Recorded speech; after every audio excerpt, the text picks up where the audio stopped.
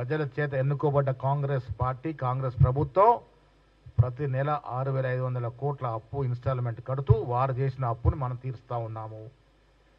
అరకొర నిధులుండి కూడా ఏ అంశాన్ని కూడా ఏ ఇచ్చిన వాగ్దానం కూడా జారవించకుండా మెల్లమెల్లగా అన్ని చేస్తూ ఉన్నాము. దాంట్లో భాగంగానే రైతు భరోసా ఇవ్వగలిగినాము, రైతు రుణమాఫీ చేయగలిగినాము. రుణమాఫీ లెక్కలు తీయండి. మీరు 10 ఏళ్ళుగా చేసిన రుణమాఫీ ఎంత, మేము 15 నెలల్లో చేసిన రుణమాఫీ ఎంత, లెక్కలు తీసుకుందాం. ఎప్పుడైనా వరికి బోనస్ ఇచ్చిన పాపాన పోయినారా మీరు? ప్రతి విషయంలో రాష్ట్ర ప్రజల్ని నట్టేట ముంచి స్వలాభం కోసం, సొంత లాభం కోసం, లాభార్జన కోసం 10 ఏళ్ళు పాలన చేసిన టీఆర్ఎస్ నాయకులకి కాంగ్రెస్ పార్టీ గురించి కానీ ముఖ్యమంత్రి గారి గురించి కానీ మాట్లాడే కనీస అర్హత లేదు. ఇలా ప్రజల చేరువలో కాంగ్రెస్ పార్టీ ఉంది. వచ్చే స్థానిక సంస్థల ఎన్నికల్లో మెజారిటీ 80% సీట్లు పైన గెలుచుకుంటాము. జూబ్లీ హిల్స్ ఎలక్షన్లో కూడా ఎమ్మెల్యే గెలుచుకొని తీరుతాము. ప్రజలు మా వైపు చూస్తూ ఉన్నారు. మేమిస్తున్న సంక్షేమం, మేమిస్తున్న ఇందిరమ్మ ఇల్లు, మేమిచ్చిన రేషన్ కార్డులు, మేమిస్తున్న ఉచిత మహిళా బస్సు ప్రయాణ సౌకర్యం, ఇవన్నీ కూడా కాంగ్రెస్ పార్టీ కౌచాల్లాగా పనిచేస్తవి. వచ్చే ఎన్నికల్లో స్థానిక సంస్థల్లో కానీ జూబ్లీ సెలక్షన్ కానీ అన్నీ కూడా మంచి మెజారిటీతో గెలుచుకొని తీరుతాం.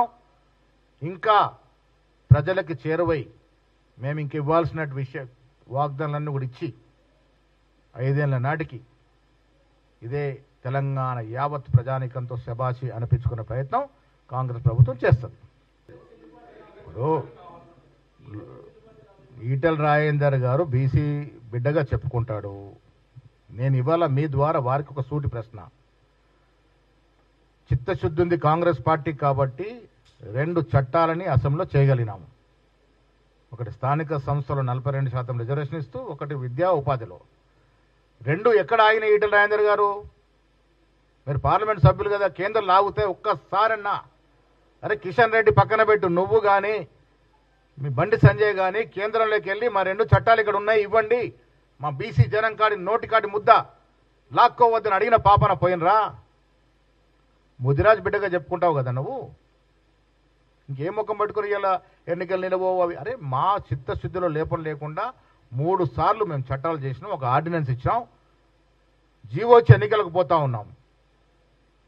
మాకు ధైర్యం ఉంది, ప్రజలకు ఇచ్చిన కమిట్మెంట్ ఇవ్వాలని ఒక అకుంఠిత దీక్షతో ఉన్నాం కాబట్టి మళ్ళీ జీవో ఇచ్చి ముందర పోతా ఉన్నాం. మీరు సహకారం చేయాల్సింది పోయి కోర్టులో పిఎల్ వేపిస్తా ఉన్నారు. ఇదే టీఆర్ఎస్ బీఆర్ఎస్ నాయకులు, బీజేపీ నాయకులు కుమ్మక్కై వారు బయటకు రాకుండా తెర వెనుకుండి కోర్టులో పిఎల్ వేసే ప్రయత్నం చేస్తూ ఉన్నారు. బీసీ బిడ్డల యొక్క నోటికాడి కూడును తలదన్నే ప్రయత్నం చేస్తూ ఉన్నారు బీజేపీ బీఆర్ఎస్ నాయకులు.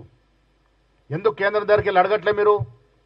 ఇలా కేంద్రం దలుచుకుంటే ఒక రోజులో చట్టం అవుద్ది కదా, 42% ఓబీసీలకు వస్తుంది కదా, ఆ ధ్యాస ఎందుకు లేదు మీకు? ఇలా బీజేపీ పార్లమెంట్ సభ్యులుగా ఉన్నారు, జీవితాంతం బీసీ బిడ్డగానే ఓట్లు అడిగినారు, బీసీ నాయకుడికి ఎదిగినారు. మీరు బీసీల కోసం మాత్రం మీ ప్రయత్నం చేయరు, చేసేవారి మీద నిందలేస్తారు. ఇలా కాంగ్రెస్ పార్టీ రేవంత్ రెడ్డి అయినప్పుడు కూడా మేమందరం కలిసి చట్టాలు చేయడం, కుల సర్వే చేయడం 1930 తర్వాత, స్వాతంత్రం పూర్వం చేసిన కుల సర్వే తర్వాత మొట్టమొదటిసారి దేశంలో కుల సర్వే చేసిన ఘనత కాంగ్రెస్ పార్టీది. రాహుల్ గాంధీ ఆశయాన్ని రేవంత్ రెడ్డి గారు ముందుకు తీసుకెళ్తూ ఈ రాష్ట్రంలో కుల సర్వే చేయించినారు, చట్టాలు ఇచ్చినాం. మా ప్రయత్నంలో ఎక్కడ లోపం లేదు, చిత్తశుద్ధుల లోపం లేదు, చేసే ప్రయత్నం ప్రతి చేస్తూ ఉన్నాము. అందుకే ధైర్యంగా కోర్టులో కేసున్నా జీవో ఇచ్చినాము. ఇక్కడ మేము కోర్టుకు విన్నవించాము. అసెంబ్లీలో ఇదే ఈటెల రాజేందర్ గారి పార్టీ సభ్యులు ఓటేశారు కదా, చట్టం అయింది కదా, ఏకగ్రీవంగా చట్టమైంది కాబట్టి ఇక్కడ వెసులుబాటు అని అడుగుతా ఉన్నాము.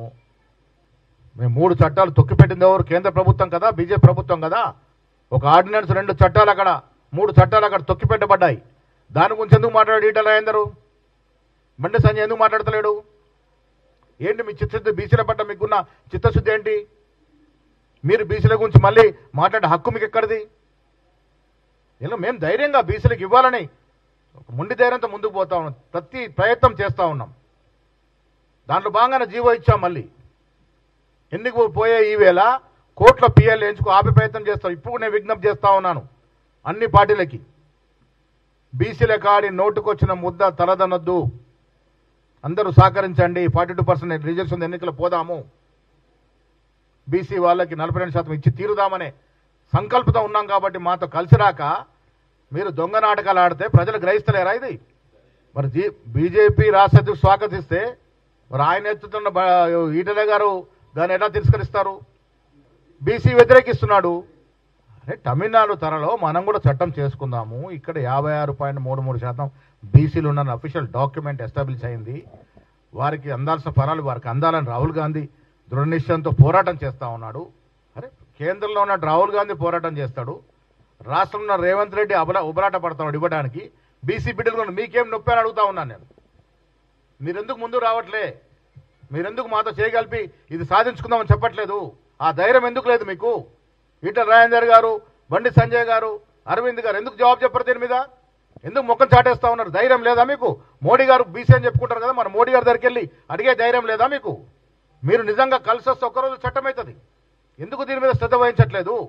మీకు చిత్తశుద్ధి లోపించి చేయలేక చేసేవారి మీద నిందలేస్తూ ఉన్నారు.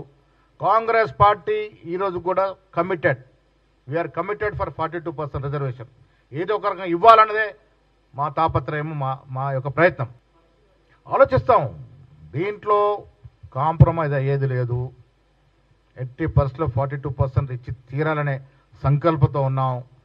కోర్టు నిర్ణయం, ఒక కోర్టు తీర్పిస్తే దాని మీద మళ్ళీ అధ్యయనం చేస్తాం. ఏ రకంగా దాన్ని అధిగమించాలో కూడా ప్రయత్నం చేస్తాం. అన్ని కోణాల నుంచి ఆలోచించి మళ్ళీ మా పిఎస్సి కూర్చొని మా పార్టీ పెద్దలతో విచారించి దాన్ని ఎలా ముందుకు పోలో నిర్ణయిస్తాం.